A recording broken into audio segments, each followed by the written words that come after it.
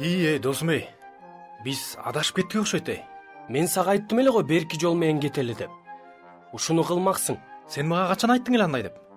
Кыйын болсоң анда өзүң жол баштабайт белең ошондо. А сен эмне? Ойлогон оюңдан кайтчу элең.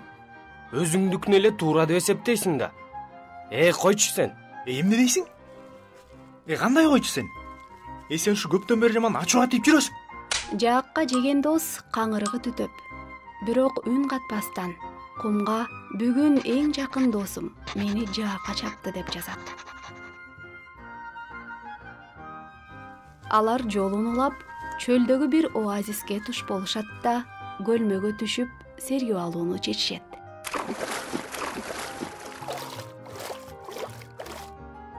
Жардамга! Жардамга! Берки досу аны куткарып калат.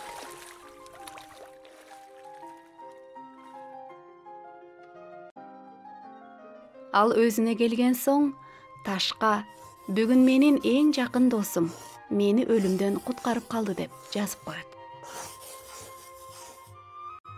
Досум, мен сенин бир нерсеңе түшүнбөй турам. Башында мен ачууланып, сени таарынтып алдым. Бирок сен ошол таарынтканымды кумга жаздың дагы, эми болсо кайра сага мынтип жакшылык кылганымды ташка жазып жатасың. Эмне үчүн мындай кылдың? Бул жерде деле ошол кум турат го.